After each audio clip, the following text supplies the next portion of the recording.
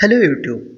So today the date is 21st November and sorry.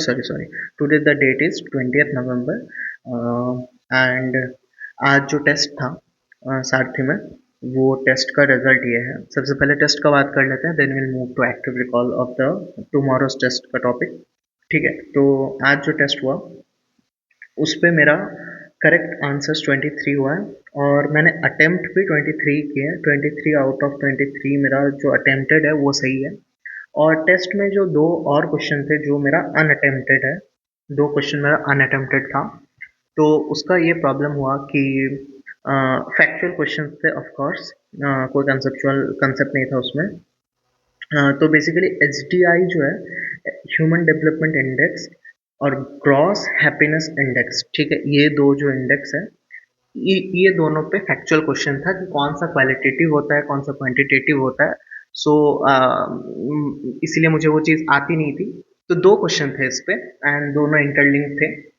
और एक question था, sorry ये एक ही क्वेश्चन था, और एक क्वेश्चन था कि हाउ इज लास्ट ईयर का जीडीपी समथिंग, वो थोड़ा मतलब कंसेप्चुअल था, सॉरी वो एक कंसेप्चुअल क्वेश्चन भी था उसमें, बट वो थोड़ा सा ना मतलब ओवर कंफ्यूजिंग उसको बनाया गया था।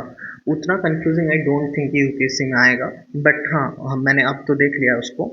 सो द थिंग इज कि जो एच डी आई होता है ये it's more of a quantitative aspect, and जो जी एच आई होता है this is more subjective. Gross happiness index जो है this is more subjective in nature.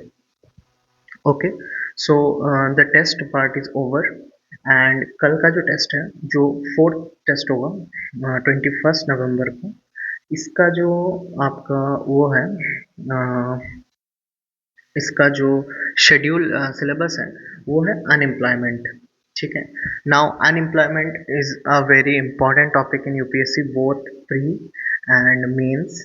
Mains में तो हर एक साल सवाल आता है इसमें, प्री में एक ईयर गैप में आता है almost as per previous trends. तो अनएम्प्लॉयमेंट में जो सब टॉपिक्स दिया गया है मुझे, और क्योंकि मैं शिवन सर से ही पढ़ा हूँ मैं इकोनॉमी, तो उन्होंने भी वही टॉपिक्स पढ़ाए हैं ऑफ कोर्स। तो जो सब टॉपिक्स हैं अनएम्प्लॉयमेंट में, वो एक बार मैं बता देता हूँ आपको। तो द फर्स्ट सब टॉपिक इज लेबर, एक सेकंड, फर्स्ट सब topic is labour force participation rate. ठीक है, एल एफ पी आर है सबसे पहले। उसके बाद है डेमोग्राफिक, डेमोग्राफिक डिविडेंड है। ठीक है, ओके। उसके बाद है अनएम्प्लॉयमेंट सर्वे है, अनएम्प्लॉयमेंट सर्वे है, ऑफ कोर्स इंडिया का ही बात हो रहा है इसमें।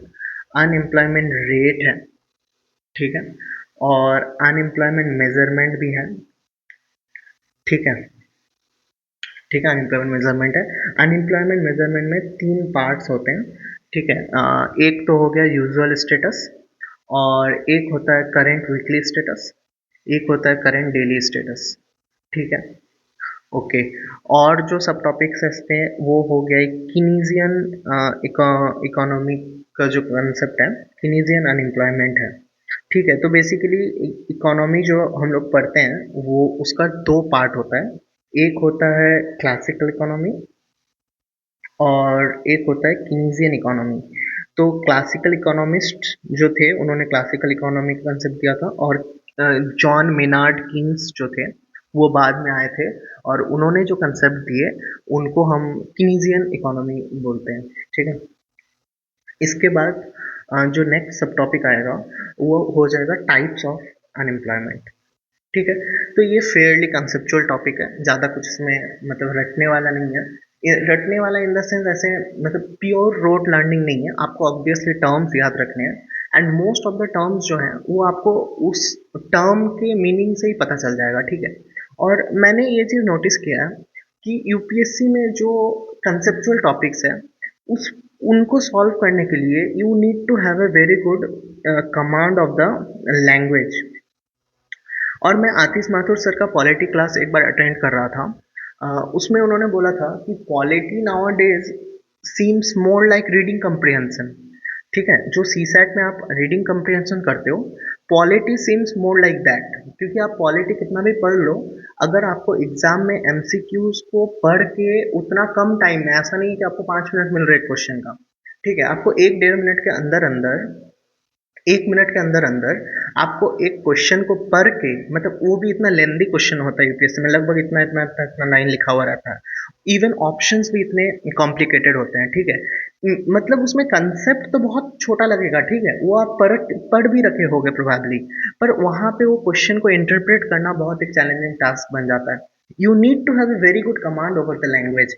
और मुझे ये बात नहीं पता कि हिंदी में ये कितना हेल्प होता है, because Hindi, I don't have, Hindi is not my second, even second language, because मैं बंगाली हूँ। तो मेरा फर्स्ट लैंग्वेज इंग्लिश है, सेकेंड लैंग्वेज बंगाली है, थर्ड लैंग्वेज हिंदी है, ठीक है। मतलब एक्चुअली तो बंगाली मेरा मदर टंग है, बट मैंने बचपन से पढ़ाई किया है, तो I am obviously more comfortable in English. तो I don't know about Hindi and other regional subject, but English में आपको लैंग्वेज का बहुत इंपॉर्टेंस है क्वेश्चन समझने के लिए, उतना कम टाइम में इंटरप्रेट करने के लिए। ओके, तो अब जो ये सारे टॉपिक्स हैं, इनका अगर एक्टिव रिकॉल किया जाए, ठीक है, तो सबसे पहले लेबर फोर्स पार्टिसिपेशन रेट। तो लेबर फोर्स पार्टिसिपेशन रेट के पहले हमें लेबर फोर्स समझना होगा। तो लेबर फोर्स क्या होता है? तो लेबर फोर्स का जो हम लोग देखेंगे, तो सबसे पहले शिवन सर ने हमें क्लास में क्वेश्चन पूछा था कि are you unemployed, obviously assuming you are not doing any job and you are doing full time preparation, in that case are you unemployed? तो मोस्ट ऑफ द लोगों ने, इवन मैंने भी लास्ट ईयर यही बोला था कि yes I am unemployed, but actually that's not true, ठीक है। एम्प्लॉयमेंट का जो आपका डेफिनेशन है, that is by definition you should be willing to work and then you are not able to find the work, ठीक है। मतलब आप कोई काम करने के लिए विलिंग हो सबसे पहले कि मुझे जॉब चाहिए, and then you are not able to find the work, then you are unemployed, ठीक है। उसमें भी फिर डिफरेंट कैटेगरीज आती है, but broadly this is unemployment, that you are willing to work but you are not able to find the work. तो I am not able to, I am not willing to work at the moment, I am willing to prepare for something better. I right now I have been preparing for UPSC because I am not willing to work on the jobs that I am able to get right now. So I am not unemployed because I am not willing to get the job. ठीक है। Okay, इस पे एक और counter argument आ सकता है कि जब हम लोग फॉर्म भर रहे हैं तो हम लोग उस टाइम तो विलिंग हो जाते हैं, तो दैट इज जस्ट सिमेंटिक, उस पर हम लोग नहीं चाहते हैं, बेसिकली यही एग्जाम्पल है, ठीक है। तो अब एक हम लोग अगर डायग्राम बनाएं कि ये मान लो हम लोग का टोटल पॉपुलेशन है, ठीक है, ये हो गया टोटल पॉपुलेशन। अब टोटल पॉपुलेशन में मान लो कि ये जो लोग हैं, ठीक है, ये हो गया एक्टिवली सीकिंग वर्क, इतने लोग ही एक्टिवली वर्क सीक कर रहे हैं, ठीक है।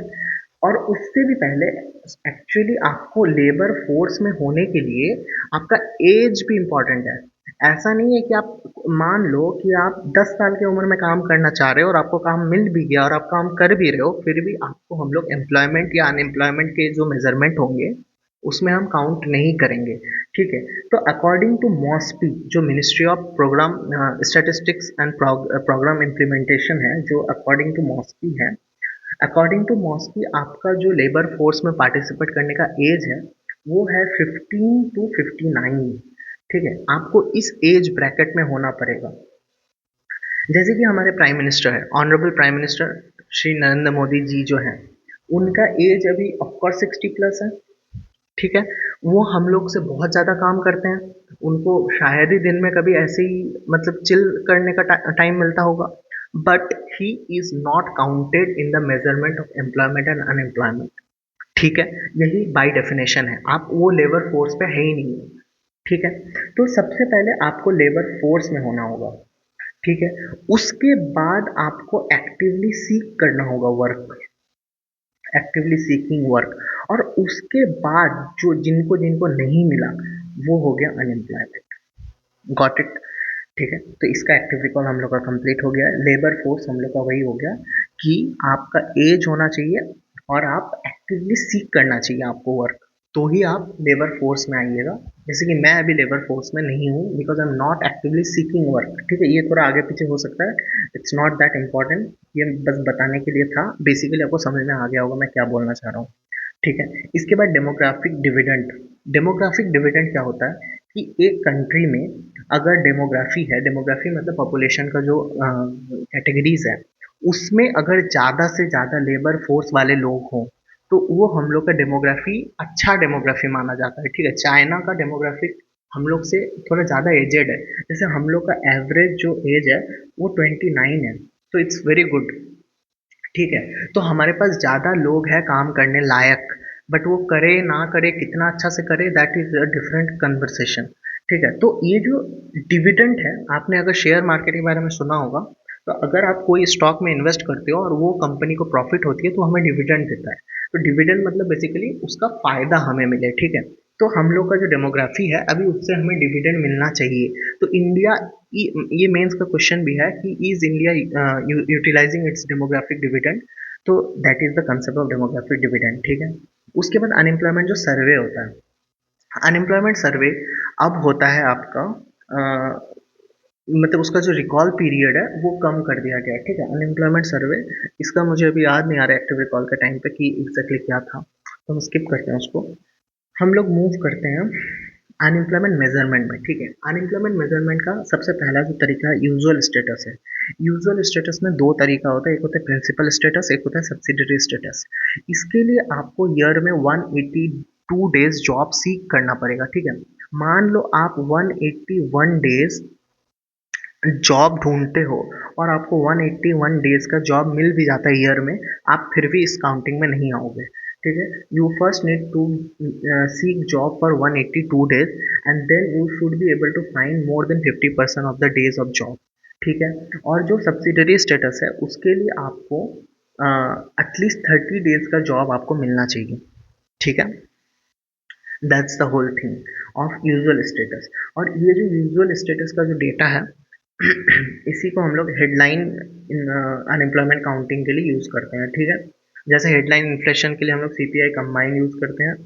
ठीक है, ऐसे ही इसके लिए हम लोग यूज़ करते हैं यूजुअल स्टेटस अनएम्प्लॉयमेंट। ठीक है, अब करंट वीकली स्टेटस है, करंट डेली स्टेटस है, जैसे कि आपको एक वीक में 1 घंटा भी जॉब मिला कि नहीं मिला, ये आपका करंट वीकली स्टेटस में आ जाता है।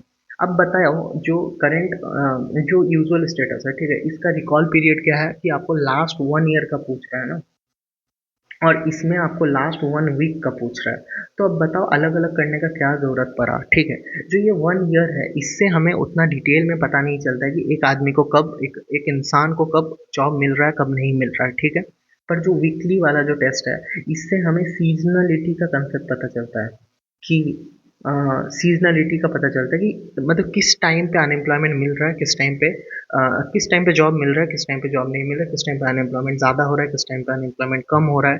ये सब के बारे में इससे हेल्प होता है हमें। ठीक है, ये सारा टॉपिक हो गया। कीनीजियन अनएम्प्लॉयमेंट क्या बोलता है कि एक जो इकोनॉमी है वो कभी भी ऐसे नहीं जाता। ठीक है, या फिर इकोनॉमी कभी ऐसे नहीं जाता है। ठीक है, कीन्स बोलता है, जॉन मिनार्ड कीन्स बोलते हैं कि इकोनॉमी गोज लाइक दिस। ठीक है, इसका क्रिटिसिज्म भी आएगा, हम ये नहीं बोल रहे कि वो सही बोल रहा है कि नहीं बोल रहा है, बट जॉन मेनार्ड कीन्स ऐसे बोलते हैं कि इकोनॉमी ऐसे जाता है। जब इकोनॉमी बूम कर रहा होता है, जब बढ़ रहा होता है इकोनॉमी, उस टाइम पे टैक्स करना चाहिए गवर्नमेंट को ताकि वो नीचे आए, और फिर जब जैसे ही बूम होने लगे तो फिर गवर्नमेंट को पब्लिक इन्वेस्ट बढ़ाना चाहिए, पब्लिक एक्सपेंडिचर करना चाहिए ताकि वो फिर से बूम हो, और ऐसे ही चलते रहना चाहिए। इससे हम लोग अनएम्प्लॉयमेंट के साथ डील कर पाएंगे। ठीक है, तो इसको काउंटर साइक्लिकल इकोनॉमिक पॉलिसी भी बोला जाता है। तो द थिंग इज कि यहाँ पे तो जॉन मिनार्ड साहब ने बता दिया कि जब इकोनॉमी ऐसे हो तब उसको पता चले। ठीक है, बट एक्चुअली में in real life Indian economy थोड़ी ना ऐसे जाता है। इंडियन इकोनॉमी बस, या फिर कोई भी नेशन का इकोनॉमी ऐसे जाता है। ठीक है, हमें पता ही नहीं चल पाता कि कब वो बूम कर रहा है, कब वो बूम करेगा, या कब वो डिप करेगा, हमें कैसे पता चलेगा। तो हम लोग एग्जैक्ट उस टाइम पे वो नहीं कर पाएंगे जो उन्होंने करने बोला, तो it's a drawback of his theory. ठीक है, ये हो गया, ये हो गया कि अनएम्प्लॉयमेंट। ठीक है, उसके बाद जो टॉपिक था हमारा वो है टाइप्स ऑफ अनएम्प्लॉयमेंट, ठीक है। टाइप्स ऑफ अनएम्प्लॉयमेंट में क्या क्या आ जाता है? अनएम्प्लॉयमेंट के टाइप्स में, जैसे कि मैं अभी लैंग्वेज का बात कर रहा था, करेक्ट। तो लैंग्वेज का बात में देखो अभी कि जो स्ट्रक्चरल अनएम्प्लॉयमेंट एक टाइप है, ठीक है, अनएम्प्लॉयमेंट का। अब बताओ स्ट्रक्चर अनएम्प्लॉयमेंट, ये इसके लिए मैं अभी क्या पढ़ूँ? समझ में नहीं आ रहा है ना कि स्ट्रक्चरली वो अनएम्प्लॉयड है, मतलब वो किसी चीज में उसको एबिलिटी था, वो कहीं पे काम कर रहा था, वो काम ही बंद हो गया, वो स्ट्रक्चर ही बंद हो गया, तो स्ट्रक्चर अनएम्प्लॉयमेंट हो गया। अब you don't need to study for this अलग से, ठीक है। अब अगर मान लो आपको स्ट्रक्चर अनएम्प्लॉयमेंट पढ़ के समझ में नहीं आ रहा है, मतलब टर्म से समझ में नहीं आ रहा है, तो आप बोलोगे रटना पड़ रहा है, तो that's not a fair judgement of it, ठीक है। उसके बाद एक फ्रिक्शनल अनएम्प्लॉयमेंट होता है, ठीक है। फ्रिक्शनल अनएम्प्लॉयमेंट क्या होता है कि फ्रिक्शनल अनएम्प्लॉयमेंट में हो जाता है कि आपको जॉब, एक जगह पर आप जॉब कर रहे थे, वहाँ से आपने जॉब छोड़ा, फिर आपको दूसरा जॉब चाहिए, वो जॉब मिलने में जो आपको टाइम लगेगा, ठीक है। आपके पास प्रॉपर डेटा होगा, फिर किसी कंपनी को डिमांड होगी कि आप उस पर काम करो, आपका एबिलिटी टेस्ट होगा, उस टाइम को फ्रिक्शनल अनएम्प्लॉयमेंट बोला जाता है, ठीक है। कि फ्रिक्शन की वजह से आपका अनएम्प्लॉयमेंट रुका हुआ, मतलब एम्प्लॉयमेंट रुका हुआ है, तो आप अनएम्प्लॉयड हो। आप जॉब सीख भी कर रहे हो पर आपको मिल नहीं रहा है, क्यों नहीं मिल रहा है? इस वजह से नहीं मिल रहा है कि आपके पास प्रॉपर डेटा नहीं है, और कौन सा कंपनी में आपका जॉब हो सकता है, फिर कौन सा कंपनी आपको लेगा जॉब में, ये बात नहीं पता चल रहा है, करेक्ट। तो एक हो गया फ्रिक्शनल अनएम्प्लॉयमेंट, एक हो गया स्ट्रक्चरल। एक डिस्गाइज अनएम्प्लॉयमेंट भी होता है। डिस्गाइज अनएम्प्लॉयमेंट क्या होता है? मान लो एक फार्म है, ठीक है, एक फार्म है, इस पे तीन लोग ऑलरेडी काम कर रहे थे, three people were already working on its, on this farm, ठीक है। अब और ये 100 kg of crops per year produce कर रहा था। अगला साल चार लोग काम करने लगे, और सब कुछ एट सेट्रस पेरिबस, जो शिवन सर का बताया हुआ टर्म है, सेट्रस पेरिबस मतलब बाकी सब कुछ सेम रहे, सेट्रस पेरिबस में फिर से ही 100 kg क्रॉप पर ईयर होने लगा, ठीक है। इसका क्या मतलब हुआ? इसका मतलब हुआ कि 100 kg ऑफ क्रॉप्स उगाने के लिए तीन लोग ही काफी थे। एक जन जो एक्स्ट्रा ऐड हुआ, वो आके कुछ एक्स्ट्रा ग्रो नहीं किया, प्रोड्यूस नहीं किया, तो ये डिस्गाइज अनएम्प्लॉयमेंट हो गया कि आपको लग तो रहा है कि आप काम कर रहे हो, करेक्ट।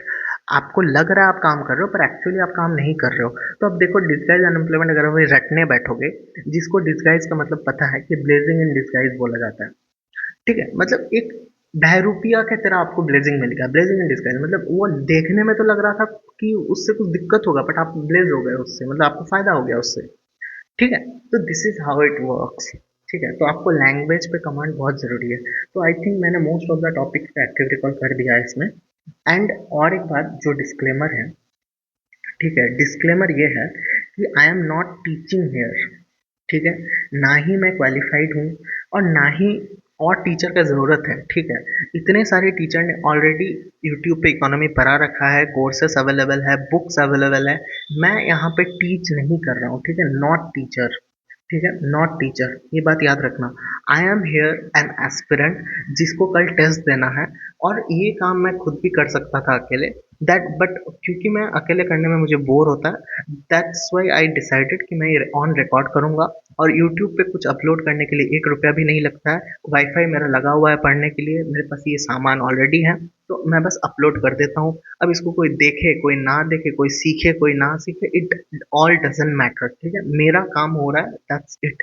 मैं यहाँ पे कोई टीचर नहीं हूँ, मेरा कंसेप्ट गलत भी हो सकता है, सही भी हो सकता है, इट्स ऑल डिपेंडेंट, ठीक है। ये मैं अपने लिए कर रहा हूँ, ये डिस्क्लेमर बहुत इंपॉर्टेंट है, करेक्ट। तो या दैट्स इट, इसको अब साफ कर देते हैं। एंड कल तो अनएम्प्लॉयमेंट हम लोग का बेसिकली कंप्लीट हो गया, और कल अब टेस्ट देते हैं तो पता चलेगा कितना हमें आता है।